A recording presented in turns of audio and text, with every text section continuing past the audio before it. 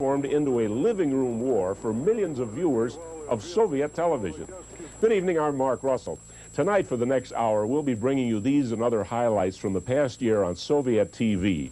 Intriguing and sometimes surprising glimpses into the world of Soviet culture, arts, and news through the eye of the Soviet state-controlled media. It promises to be a fascinating hour, so stick with us for Channel 3 Moscow.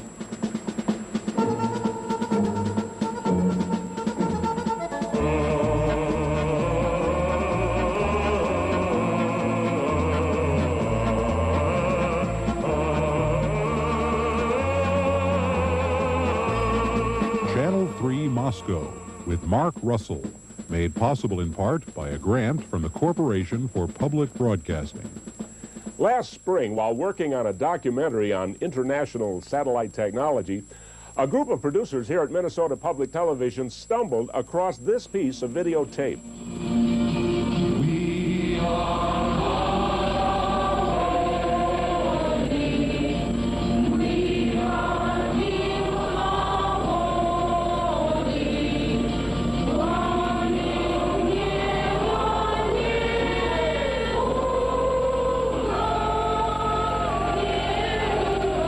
The flickering images were from Soviet television, showing a class full of Moscow schoolchildren struggling with the American classic We Shall Overcome, accompanied by a scratchy recording of folk singer Pete Seeger.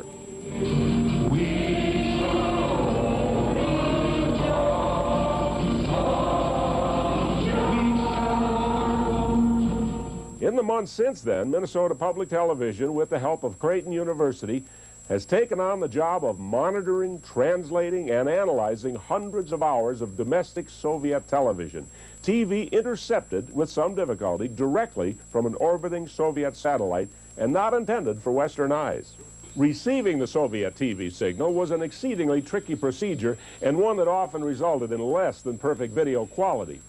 But the results over the past year have been an unusual look at the government and the people of the Soviet Union.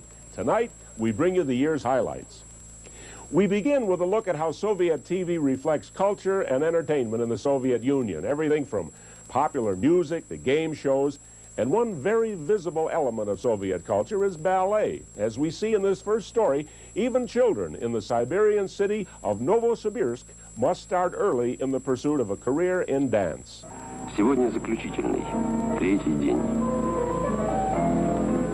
Today is the last day of 3 days of auditions. You can have an ideal figure, an excellent walk, great leaping ability. But if you aren't musical, if you don't have a sense of rhythm and innate artistic ability, then you do not have a future in ballet. Больше всех волнуются почему-то папы. For some reason, the fathers seem to be the most worried. Oh no, they're not on the list, and they tried so hard. For our friend Masha from faraway Surgut, it looks like Lady Luck has smiled on her today, and now they have to wait for September 1st.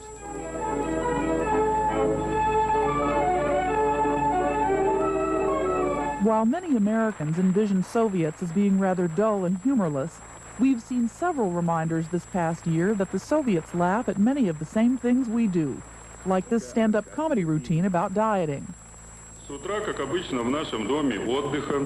This morning, as usual, the discussion at the vacation home was about losing weight. Before breakfast, a line had formed at the scales. A woman of pleasant demeanor and unpleasant physique was engrossed in the process of weighing herself. However, her true weight was confirmed by other women in line. It's a well-known fact that the best diet is the following. Eat your own breakfast, share lunch with a friend, and give your dinner to an enemy. Following this advice, most women give their dinner to their husbands. If a woman isn't married, she gives her dinner to her best girlfriend. Enjoying a good laugh isn't the only thing we have in common with the Soviets. Just like us, they seem to enjoy the competition of TV game shows.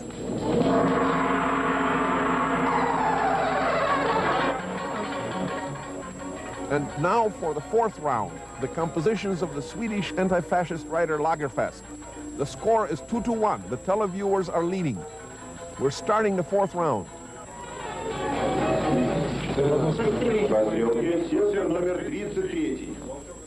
Card number 33, attention. The familiar frying pan. Quiet, we're listening. You remember when you last heard the question? Why in previous times captains of long journeys took a frying pan with them? You remember this, yes? By the way, you didn't answer this question the last time. Now we want to ask a similar question. They say that this type of frying pan was taken into flight by military pilots. Do you understand the question? Why was a frying pan needed by military pilots? 1 minute. Throughout the course of the past year, we've seen a number of examples of what many Westerners might view as a new sleekness in the Soviet approach to life. From televised fashion shows, to the introduction of some high-tech consumer goods, to a more open appreciation of Western music. When I think of all the times I've tried so hard to leave her, she will turn to me and start to cry. I believe in music. While virtually unknown in his native United States, the late expatriate Dean Reed was, for some unexplained reason, one of the most popular singers in the Soviet Union.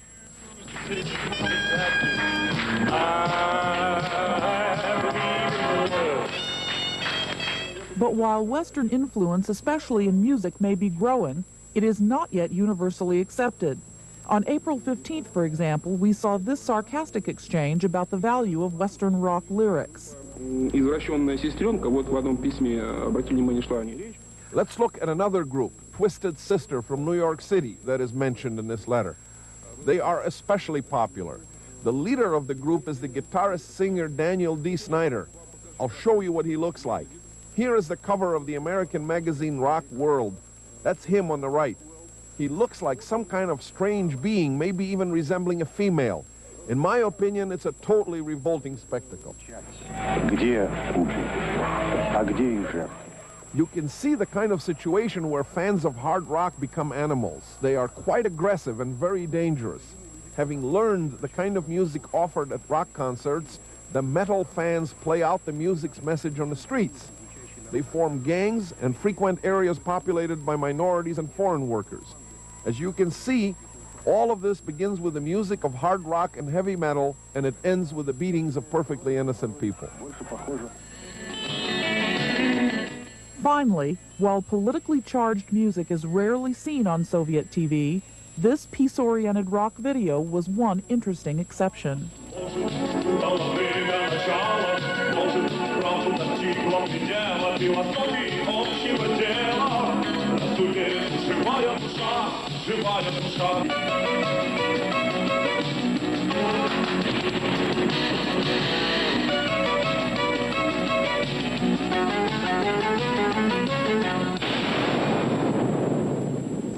Okay, I give up. Why do the military pilots carry frying pans with them?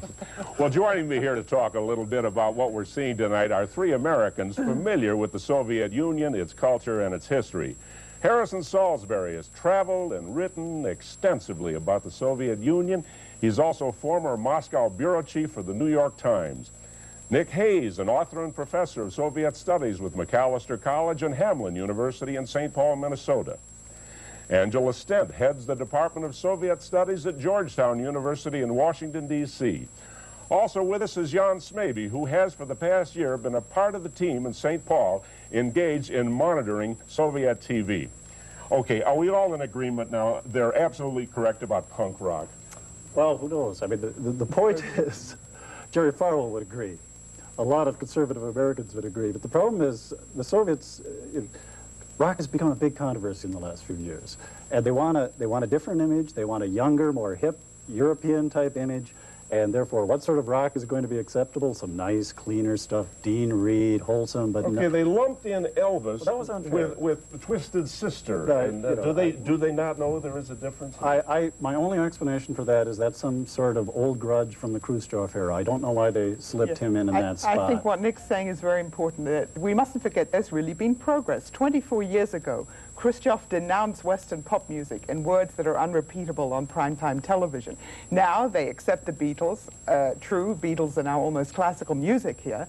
On the other hand, one sign that is not progress, which I of course have to mention here, is the fact that the Twisted Sister lead singer was described as some alien, strange being or like a woman. I noticed that. Well, now they had film that obviously didn't coincide with what they were talking about. In other words, you had Twisted Sister, and it looked like old film from the '60s. But often, you know, that's what they do. They throw them all together, and they put a stamp on it. The fellow doing it really doesn't know the difference. He is an old timer that doesn't know the difference between one kind and another. And the other thing which they often do is they take an example and say, look at how horrible this is, just listen to it. And of course, a lot of people listen to it and like it very much. Look at those kids in the audience and they're going, oh, yeah, great stuff. But how much do they allow? Where do they draw the line with their music? Lately, they allow quite a bit.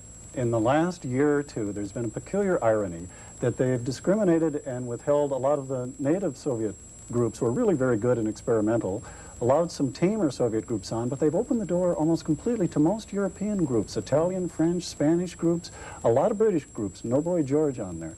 But the Americans are always a touchy subject. They kind of still seem to hang around with a little bit of Dean Reed here, a few... Who was Dean Reed? I never heard of him. Well, Dean deserves at least a moment's respect. American folk singer who in the 60s expatriated to Eastern Germany. He was the first American rock and folk singer to tour the Soviet Union in the 60s, and he was very popular primarily for that reason. He stayed there in East Germany, he made films, he made records, he was very popular, but of course virtually unknown outside the Eastern Bloc. Now Harrison, you saw this with jazz at one time. Jazz was placed in the same category as... Exactly. Before World War II, jazz was fine. They didn't have this nonsense about categorizing music. They had great jazz. They had the all-Union State Jazz Orchestra, which was a great thing, and they played great jazz. Then the line came down, no more jazz. It was terrible African beastly culture. America was trying to use it to conquer the world, to set everybody at each other. They continued to have the orchestra, but they changed its name. It was the All-Union State Variety Orchestra. And they would stand up there and they'd play some examples. Listen, folks, I'm going to give you some examples of this terrible, awful music that comes out of America. And they'd play it, and then they'd have a lecture. This is dreadful stuff. Now let me give you some more of this stuff. And it would be a whole concert, but all given under this aegis of denunciation. It was a way of getting by. What about the humorists we saw? We saw several humorists on Soviet television this past year. Who are the humorists in Soviet? There's many good comedians. They appear in the circus acts. I don't know that guy. This one was not... The Gong Show. My impression was that might have been some sort of special talent show for the humor impaired. I think by any Russian standard, he was not particularly good. It's unfortunate. There's a lot of good comedy on, but this just happened to be a pretty tame They're pretty good, the stand-up comedians. They often are able to survive terrible periods of oppression by making jokes that are quite on the borderline. Everybody understands them, but the Ministry of Culture can't quite catch them. And now, people like that. Mark started out by saying he gave up. Why did the military carry a frying pan into the plane? Nick, why did they? Do you know? Well, I've been wondering now throughout the whole program.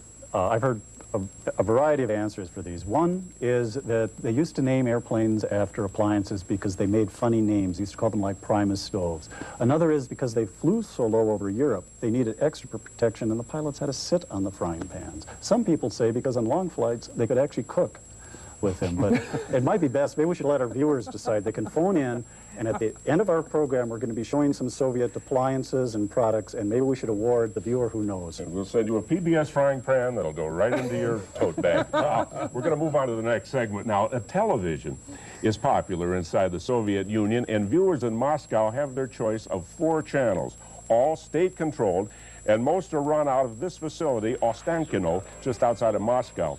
Now, during much of the day, the 4 channels cover a variety of programming ranging from arts to sports to information, but in the evening, all eyes turn to the only nationwide evening newscast known as Vremya. That means time. Now, many of tonight's clips are drawn from that program. Vremya almost always begins with stories from inside the USSR, anything from the post-Chernobyl cleanup to an on-the-street confrontation between the police and a group of jaywalkers. But in our next story, we join Mikhail Gorbachev down on the collective farm. Will you fulfill your plan? We'll try. It's difficult. That's not an answer. We always try. Well, the weather. Comrades, I'm giving a speech tonight in which I will say that our weather in our country is set for the next 100 years. Rain or no rain, we need the harvest. Agreed. I must say I'm expecting much from Kazakhstan because there's quality grain for trade in Kazakhstan. Grain is an all-union problem here in Kazakhstan.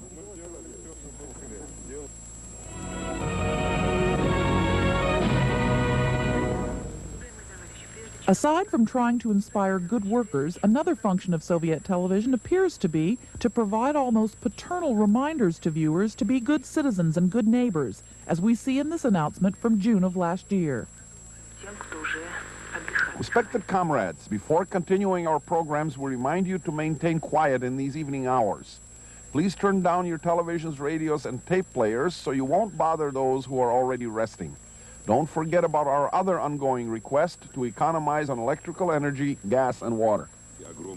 As opposed to television in the West, Soviet TV news doesn't spend a lot of time covering natural disasters within the country. But on April 26th, one very unnatural disaster put Soviet TV news to the test. The nuclear accident at Chernobyl is not the kind of story Soviet television could completely ignore. The coverage began late, several days following the accident, with these now familiar scenes of limited damage at the reactor and this man on the street interview in Kiev. Excuse me, I'm from the program Vremya. How was your working day today? It went well, we worked. The voices of the West insist that Kiev is in a panic. I wouldn't say there was any panic. I can't consider it to be a serious question.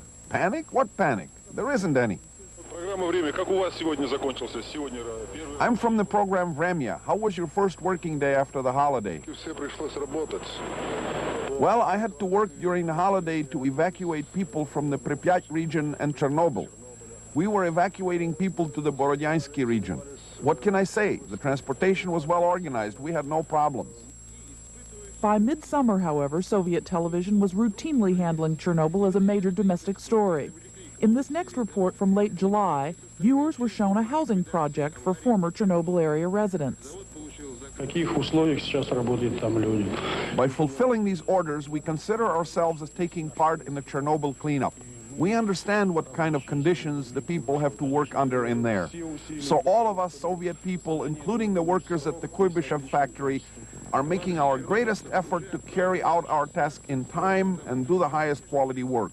16 prefab houses have already been supplied to Chernobyl workers, and by the end of August, the rest will be transported. The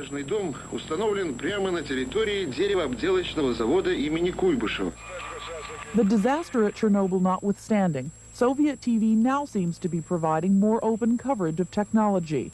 During this past year, even Soviet space missions, once cloaked in secrecy, were broadcast live. Can you hear us? We hear you. We hear you very well. Yesterday at the press conference, you said you just wanted sleep. Do you manage to sleep well? Yes, we always do.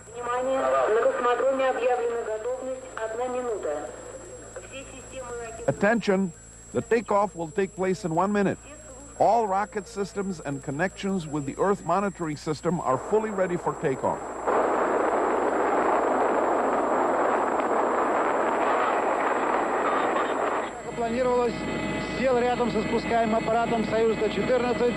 As was planned, the helicopter landed near the Soyuz 14 vehicle. Even stretchers were at the ready, but did not get used. Vladimir Vasyutin feels quite well and is ready to conduct a short interview. The second cosmonaut, researcher Alexander Volkov, sat down, followed by the third, cosmonaut Viktor Solenik. How are you feeling? I'm feeling all right, the way I should after a landing. I am very happy to see people. It has been just the three of us for so long, it is nice to see so many people. Was your work successful? Well, not quite. Well, what can I say? The flight is over, much has been accomplished. I'd like to keep working, but we can't stay up there forever. Another regular element of Soviet television that frankly surprised us was chess coverage, featuring detailed move-by-move analysis. Единственный ход, потому что ладья d6 проигрывает немедленно после хода ферзь. The deciding factor in the game came after 56 moves when the white attack became even stronger. Although the black king was able to move successfully toward the center of the board from a dangerous situation, the white position was overwhelming. Finally, one item from this past year really surprised us. Moscow pedestrians being stopped for jaywalking. The offense may be common, but we were amazed by the hostile exchanges between citizens and police. Where do you live? On the Black Sea. What do you mean the Black Sea? Where do you live? We came here as tourists. Where do you work? On a state farm. Why do you break the pedestrian laws? We didn't know where to cross. How couldn't you know? Well, we just didn't know. Where do you work? Can't you answer? No. Why? I don't want to. What do you mean you don't want to? This will mean we'll fine you. Well, go ahead. I'll check on this, and at work they'll make a note of this and talk to you. What factory do you work in? Factory number 2. What is your job? Day laborer. This means that we'll write you a fine at the factory and they'll check up on you. We're still catching our breath after the chess match there.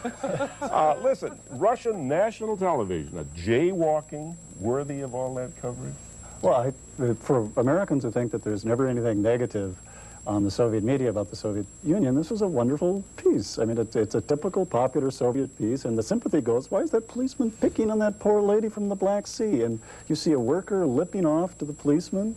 A little bit of open social disobedience there. I'm from Minsk. That's the way we walk. Don't bother me. Now, is he? How much trouble is that guy in? He seemed very upset. He's going to pay a fine. A fine. He's going to pay a fine. There may be a slight message there too, in that why aren't you at the factory? Why aren't you at the factory? I think it's 5 rubles or 3 rubles or something like that. Usually they just pay it on the street, and they love it. It's street drama. The Russian life is not that interesting. I was there many, many years, and every day, crowds would gather on the street for just exactly that scene. I've seen it 100 times. People love it. The crowd gathers.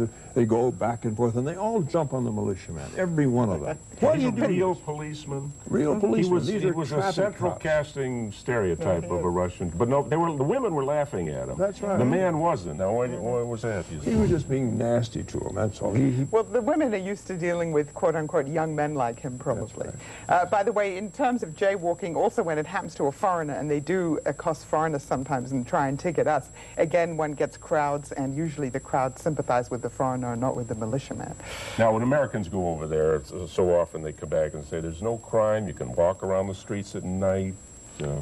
Oh, there's quite a lot of crime. It's not on the scale that it is in this country, but it exists, certainly in the outlying areas of some of the cities, within the cities. And increasingly, as alcoholism is a problem, that intensifies the danger of crime. If you know anybody who lives in a communal apartment, it's a terrible problem. There's always somebody who's stealing all the time. In any little Russian group, there's somebody who's in prison, somebody who's being arrested for petty crime or maybe murder. Murder is very common. I mean, crime is a passion.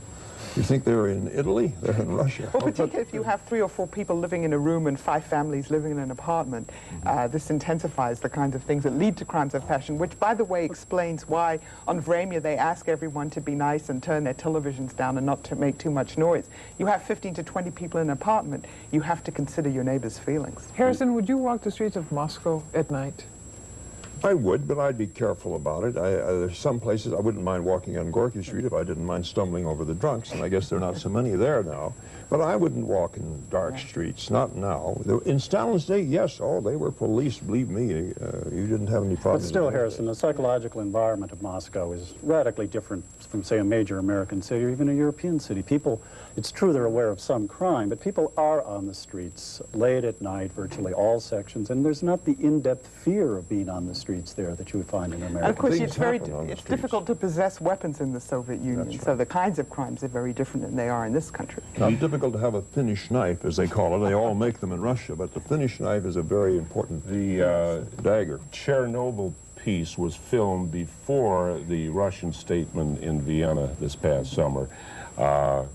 citing mostly human error and admitting that thousands will die of cancer. Now, how open was that announcement within the Soviet Union? Let me just say, I was there during the whole Chernobyl event, and I must say that because normally the news functions on the premise that what you don't know can't hurt you, the Soviets were very surprised when they saw this on Vremya, people I talked to, and they assumed that things must have been much, much worse than they really were, and therefore there was panic in Kiev, not maybe on the day when they interviewed people in the streets, because the people are so unused to their government being open about any kind of negative thing that happens. The Ukrainian Minister of Health got on television, the evening television, and gave the inhabitants rules to wash their clothes, to be careful of their shoes, to keep the children inside, and that did start a panic. We saw the pictures in this country of the people taking their children out of there. Everybody thought, if he says that, my God, how awful it must be. Yeah. Now, their space shots were never covered for a long time. Now they are. And there's a school of thought that it's because, as a follow-up to our Challenger disaster, that they are sort of gloating over how successful their program is. It started before that. The live coverage is a recent phenomenon, but it did start before the Challenger disaster, and it's a nice break. By coincidence, they could also cover the disastrous American space program and keep showing how their program is getting better and better. Did you notice how it's part of Gorbachev's so-called glasnost program of making things more easy and more clear and putting them on, like the publicity they've given to that big steamboat disaster in the Black Sea. But you notice that one of the cosmonauts admitted that they hadn't successfully completed everything. And that really is a change. They didn't follow up on that. And that's the chance you take with live coverage. Yeah. Well, toward the end of tonight's program, we'll be giving you an unusual opportunity to intercept on your own several recent articles from the Soviet state newspaper Pravda. They're in English, and to see them, all you need is any standard VCR with a freeze frame advance. So get your VCRs ready right now. International reporting is a major part of the Soviet evening newscast Vremya. Most often the stories focus on a particular world trouble spot. But sometimes, like in this next Vremya story, filed from Paris, the subject can even be a certain fictitious character whose politics have captured the world's attention. Обнаженный до пояса молодчик с минометом изготовился к выстрелу. Armed with a grenade launcher, he is ready to fire. This is a huge billboard on one of Paris's largest theaters. Rambo is the shield of America. Large headlines take up pages in the Parisian press. What is going on here? The movie about the American Superman with bulging muscles destroying communists and enemies of America is exported from the United States to France. The French have been thrown a typical piece of psychological preparedness for war from the other side of the ocean. Rambo has been described as with the eyes of an unfresh fish and a vacant look. He would have been better off staying in the country that produced him. Where is the glory of your cinematographers, O France? While Rambo may be Hollywood fiction, other non-fiction stories caught the attention of Soviet TV this year. In the course of its considerable international coverage, Vremya focused a lot of attention on world hotspots like South Africa, Nicaragua, and this next item from Libya. This is the Libyan capital. In their recent pirate-like attack on the city, the United States had hoped to dishearten the citizens of Tripoli, to cause panic. These evil plans all failed. Life goes on as usual in a country's capital. Businesses, banks, and other enterprises are all working normally. While the Soviets did devote a lot of airtime this year to various world hotspots, in July of 1985, Vremya also began providing occasional coverage of a major story a bit closer to home, the war in Afghanistan. Just 10 minutes ago, we were filming in this very classroom, this auditorium. Classes were in session, people were sitting here. Then suddenly there was a deafening explosion. Look around here, everything is destroyed. All of the students and the instructors ran outside. There are many wounded.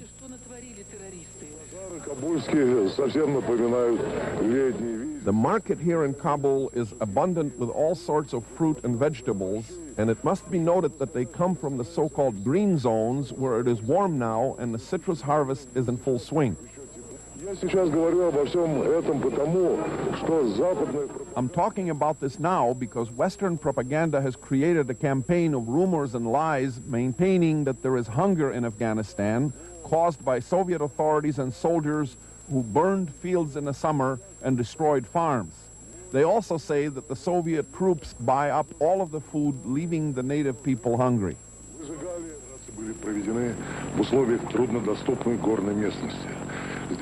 These operations were carried out in mountain regions which are difficult to reach. Here in the foothills along the Vereshonkin-Dokuzhe ridges, which are always under snow, reconnaissance forces discovered caches of weapons and equipment fortifying the region where the rebels are.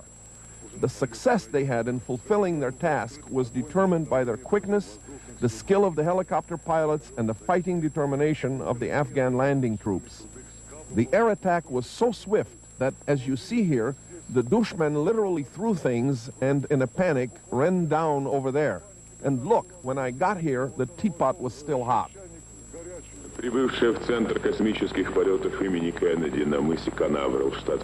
In their reporting of world events, the Soviets feature extensive coverage of the United States. One of the U.S. stories that got a lot of attention earlier this year was the tragedy aboard the Space Shuttle Challenger. While the Soviets' initial coverage of the disaster was straightforward and sympathetic, by early February the tone had changed. Отложены в связи с катастрофой космического корабля «Челленджер». The Challenger accident exposed the extraordinary danger of militarizing space. If the United States doesn't draw this kind of conclusion from the Challenger tragedy, there awaits an explosion in the future similar to the one that destroyed the Challenger along with its crew. The main difference will be that this explosion will cause the entire Earth to burn. In another story related to the U.S., Soviet television aired last spring a lengthy documentary about the American Nazi Party. The underlying message here appears to be that this group founded on hatred is allowed to flourish in the United States.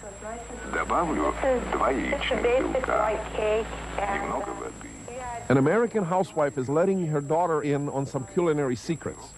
The foundation of the cake is white.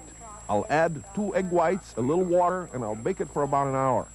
After that, we put white frosting on the cake. The red must look like blood. The circle is made out of white frosting, and the swastika is made from melted licorice.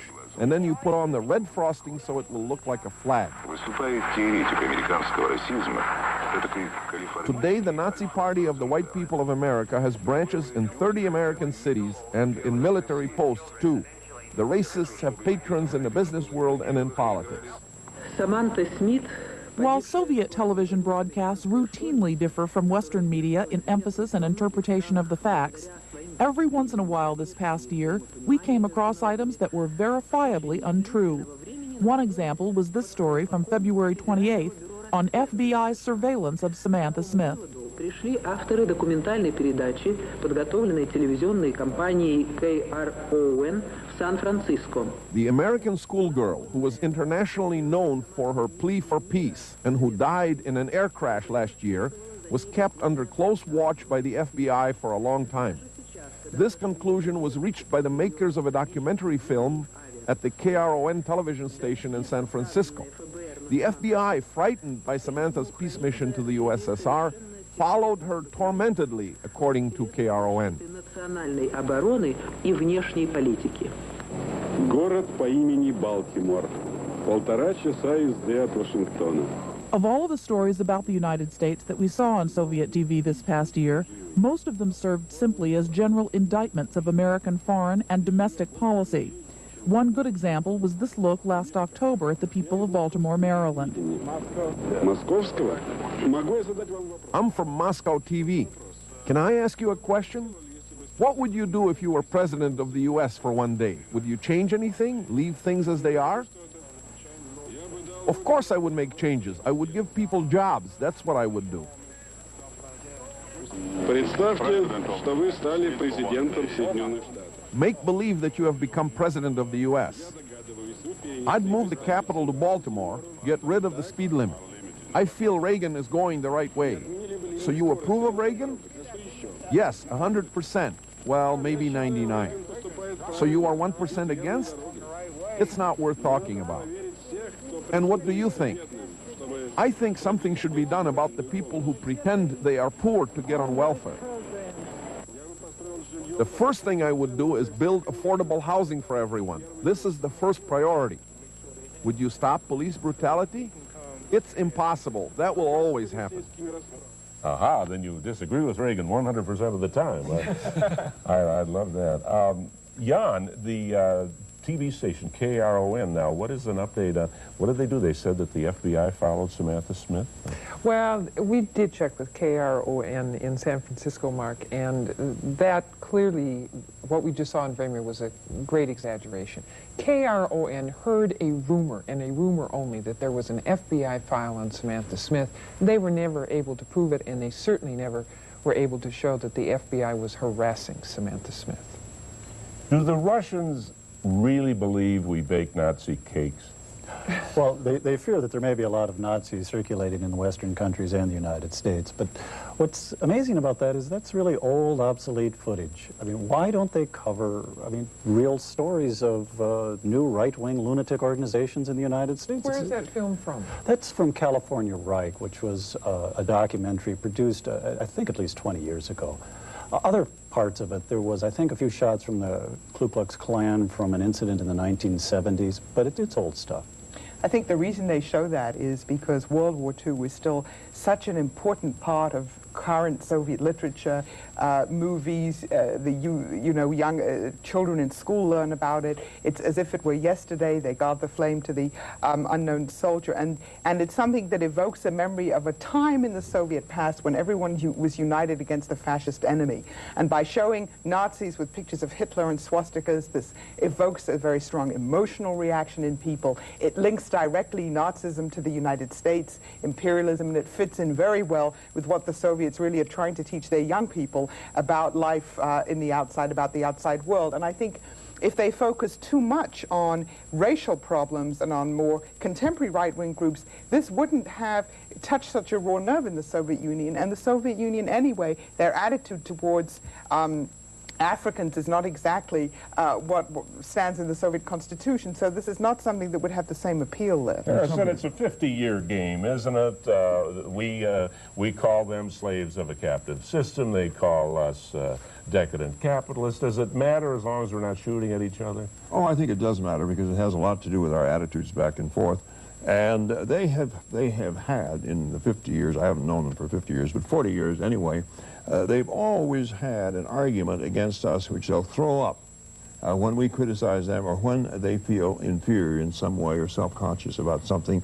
When I first went to the Soviet Union and anybody criticized anything that happened there, they'd say, what about the Scottsboro Boys? These were 9 blacks in Alabama who were held for years on false charges of rape or something like that. That was the answer. If the housing was bad, if they had a shortage of bread, whatever it was, the Scottsboro Boys. That's been updated a little bit, and I actually heard a Russian say this and to settle his argument. He says, what about the Smothers Brothers? There you are. There you are. It goes on and on. Do they know that an awful lot of us in this country wouldn't go and see Rambo if Stallone himself personally threatened to firebomb our houses? Well, I don't know whether they really know that, but they have given us, flattery is supposed to be the sincerest form of admiration. They have created their own Rambo, their own Soviet Rambo, who is a star of a film. And Rambo tapes, because of just the kind of publicity they've been giving Rambo, are the hottest item in the black market. Young people will give you, I don't know what, 100 rubles probably, for maybe 200 rubles for a tape of Rambo. Again, this is totally counterproductive. The more they show this on TV, the more they whet the appetites of young Soviet viewers to watch this movie and to imitate Rambo. Any coverage at all of Afghanistan is a turnabout, isn't it? No, they have been, in fact, remarkably open in their coverage of Afghanistan, not right from the beginning, but a few years after it began. But they had to, because even though people can't take to the streets and they can't demonstrate against it openly, the rumor mill is such that there's a lot of discussion about what's going on, a lot of discontent among the population. They have now, I think, escalated their coverage of it. They're showing more, but they have been more open about this since the beginning than maybe we thought. I think it's because I think they're trying to get the government position closer to the popular position. There's been great antagonism to Afghanistan among the Soviet people. Gorbachev and the government would like to get out from under Afghanistan if they can. He's talking about that now. This kind of presentation narrows the gap between the government view and the popular view. But it's had two functions. In part, it's to let the war out of the closet, explain that there are casualties going on. But part of it, I think, is that perhaps they protest a little too much. There's a defensive tone. We're there to help, and we're working with the Afghani people, and look at these bombs and terrorists and the disgusting things they do when we build schools and so on. It sets the stage to get out. Is there any, I know the answer to this already, any hint as to, from them as to why we carried out the bombing of Libya in the first place? No? Well, because we're under the domination of Israel, as they always say, linked again to Nazi interests, and we're trying to destroy the national liberation government in the Third World. Take a look at some more here. When our monitoring of Soviet television began last May, we didn't expect to see many Western-style consumer stories. But frankly, we were surprised by the range of consumer items that did show up, from reports on the newest Soviet automobiles, to investigative stories on shoddy construction practices, to this, shall we say, rather low-budget commercial for shortwave radios. It works good. I can't complain. Can it get shortwave? At night, I can get all of Europe, but it is so tiny. It's great that it's so small. You can just stick it in your briefcase on the most varied jobs. I've traveled half the Soviet Union with it. At night, you're sitting in a hotel and you can get everything.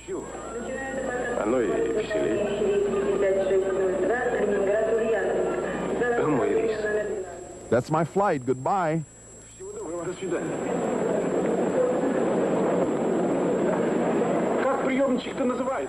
What's your radio called?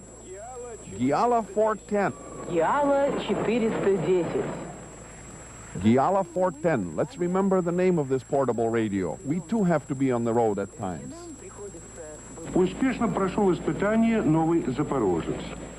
While Soviet television does contain what to most Westerners would appear to be commercials, it also features longer product demonstrations. This report from last November 3rd celebrates the introduction of a new model of automobile. The tests on the new Zaporozhets were successful. Today is its first appearance for our viewers. The ZAS 1102 will differ considerably, not only from the one produced today, but will also be a front-wheel drive automobile. This has been implemented on the 8th model of the Zhiguli and is also being used in other cars. Mid-sized front-wheel drive cars will be in a majority over the next 5 years. As a passenger, I can say that I'm more comfortable in this car. It seems that the ventilation will be much better in this car. The system of heating and cooling is certainly more effective than in the old model. And not only is it just the heating, it is for the comfort of the passengers. You can regulate the direction of airflow of the cooled air or warm air. There is only one windshield wiper. Yes, there is only one. This is dictated by the fact that a higher angle windshield was used. Let's turn it on and show the people. The higher angle glass and the one wiper simplify the construction, but make the wiper no less efficient. And in the back there's one too. You could move a refrigerator in this car. That last comment about moving a refrigerator was only one of a bewildering array of refrigerator references we've seen on Soviet television this year.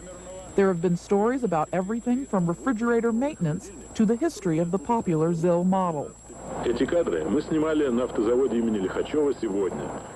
These shots we filmed at the Likhachov factory today when the 4 millionth refrigerator was being assembled with the brand name ZIL. 35 years ago, this factory turned out the first home refrigerator. The 4 millionth refrigerator was made by the brigade headed by Viktor Vasilievich Semyonov, who participated in the assembly of the first refrigerator. Now the 4 millionth refrigerator will be placed in a ZIL museum.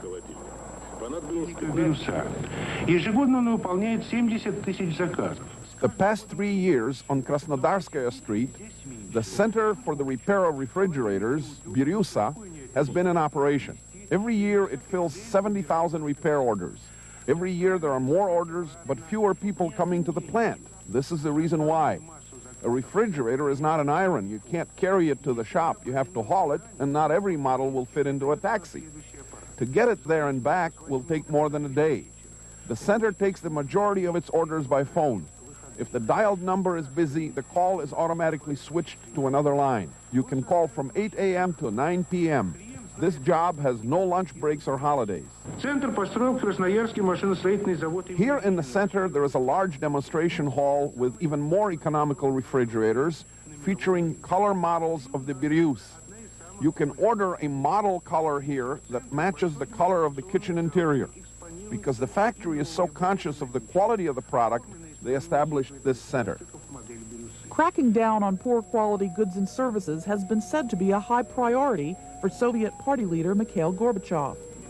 Interestingly, Gorbachev's rise to power has been accompanied by an increase in the number of stories like this one, which contains not-so-subtle criticisms of Soviet auto repair procedures. What has to be changed is the paperwork system. See what happens. First, you have to go to one window just to get permission to have your car repaired. After this, you have to go through the car wash. Then you get to the stall and you wait until someone tells you where to put the car to be worked on. After which you wait for the mechanic to finish his previous job, and finally it is your turn. Then comes the so-called diagnosis, finding out what the problem is, after which another form is filled out for the repair that has to be made, and you start the whole bureaucratic circle again. So the whole thing starts over again, and this is the kind of thing that happens. So this is what has happened. We came here at 10 o'clock, now it is almost 2, and the car still hasn't been touched. No parts have been found, and it is over a real trivial thing in my opinion. Nothing has yet been done, and for this you have to waste a whole working day. I do not feel there is much organization here. Along the same lines, one can just imagine the reaction within the Soviet winter coat industry when this little item appeared on Vremya last fall.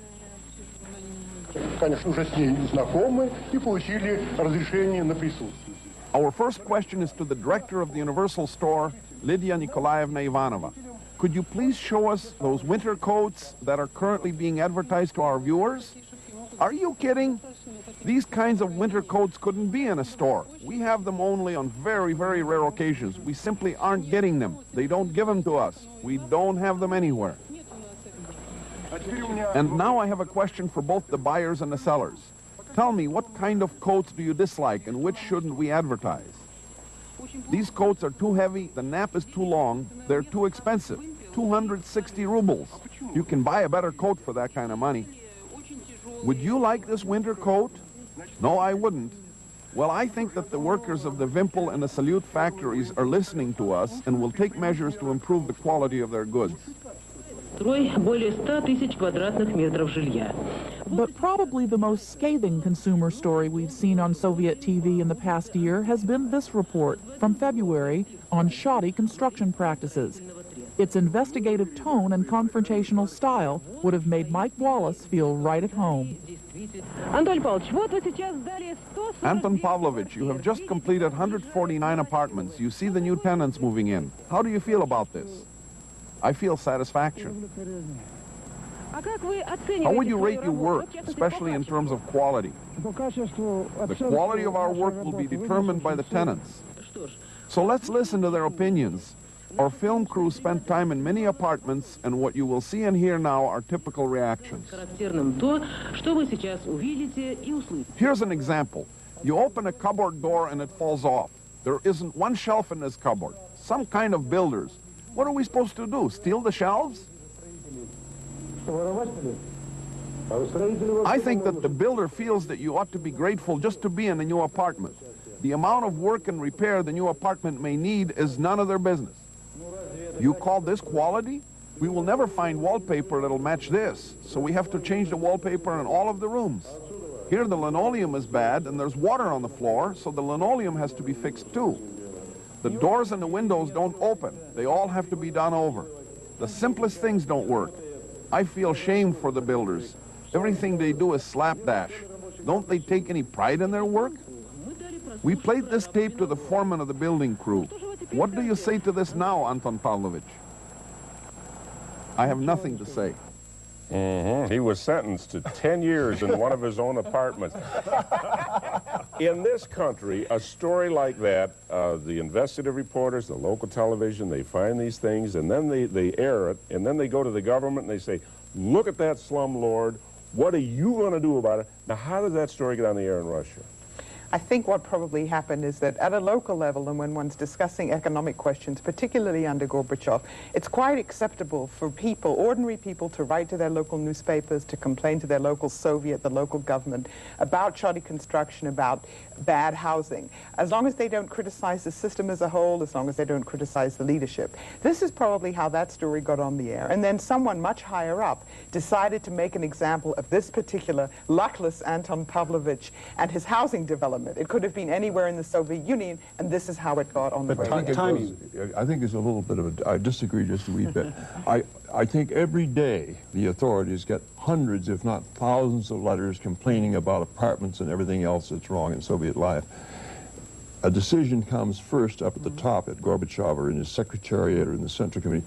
We're going to do something about this. We're going to make an example, and maybe we'll shake things up a little. So they take out of this mass of cases this one unlucky fellow, and boy, he gets on Vremya, and that's the end. He might be today. I wouldn't want to be in his shoes. Building shacks in Siberia, maybe. Really? I don't know. I think that he certainly will have lost his job, as Harrison said. He may still have a job, though, in some place in Moscow. Yes. Moscow is dozens of, hundreds of building trusts. Someplace he's got a friend who will look after him, not in such a good job. Or he's doing work on the black market in his spare time. How effective is such an expose, though, of shoddy workmanship or false advertising? I've seen these exposés, I guess, for 40 years, and the conditions are not any better. What is this thing they have about refrigerators? I got the opinion that a refrigerator repairman does not make a house call in Russia. Oh. This is the final victory of the kitchen debates with Nixon, where Khrushchev said we're going to have better kitchens than you, and so the obsession with the refrigerator was actually seriously a symbol in the 50s and 60s of a better way of Soviet life. You notice they said they've only been manufactured for 35 years. Refrigerators have always had a special aura in the Soviet Union, maybe because it's so cold there, I don't know what, but when they first began to make them, you'd go to the theater, and in the set of the luxurious bourgeois writer, the refrigerator had the place of prominence right in the middle of the set, and on either side were the pictures, two pictures of that famous portrait of the three bears. But Mark, that was really living. We saw refrigerators on Vremya constantly throughout the past year. Is there an oversupply, Nick? Well, that's the cynical interpretation. It reminds me in the early 70s, they had a number of promos for televisions, too, and the prices went down for TVs. And, of course, the explanation was they had an oversupply, and perhaps the Beerus is an oversupply, and you can get all the colors you want now, and even find a car that can move it. The sales lady in the furrier shop I found quite charming. I know a KGB agent when I see one. What was that, bait and switch? Of course we don't have it, just because we advertise. Well, again, this is, it's gone on before. My impression is it goes on more under Gorbachev. You come down very hard on shoddy quality, on not delivering the goods to the population, and you blame, in this case, the fact that although these things are advertised, and we saw those lovely advertisements for the radios and for the refrigerators, in fact, you can't get them. I think in the case of the coats, everybody watching that in Moscow said, oh, how naive. They go to the back door. They're under the counter. Of course you can get them for 50 rubles extra. Now, you've all been there, and you were seeing more of these than I was. You were chuckling among yourselves at the references to the telephones and so forth. I think the funniest thing was the man who tried to get his car repaired legally at the store. I mean, any Russian watching that who has a car would say it serves the poor man right if he tried to do it legally. Everyone gets their car repaired under the counter. They pay extra to the serviceman. Otherwise, your automobiles are never repaired. And they laugh at the telephone service because they know you can call all day and nobody will answer. And I think the other thing to point out is it's beautiful to have that wonderful promotion for the new automobile. Is anybody going to be able to afford that? Or even if they could get one, very few people. It's nice to see on television, but it's not something that could be part of the ordinary person's life.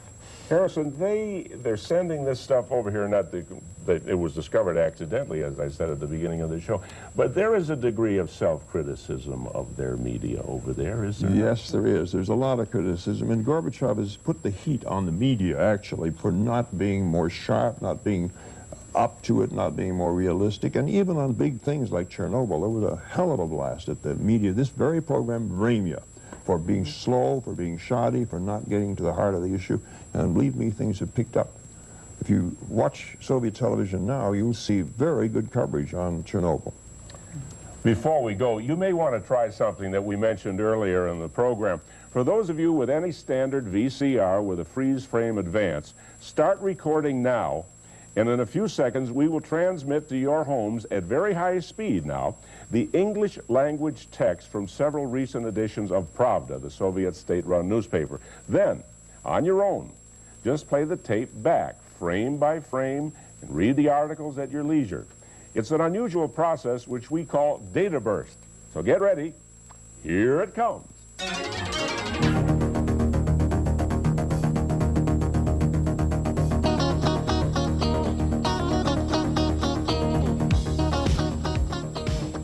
Well, that's it for Channel 3 Moscow tonight, and we'd like to hear what you thought of it. Just give our answering machines a call anytime during the next few days at this number, 612-642-1980. It'll be a toll call, so dial carefully. That's 612-642-1980. For my colleagues here at Channel 3 Moscow, thank you very much. I'm Mark Russell. Good night.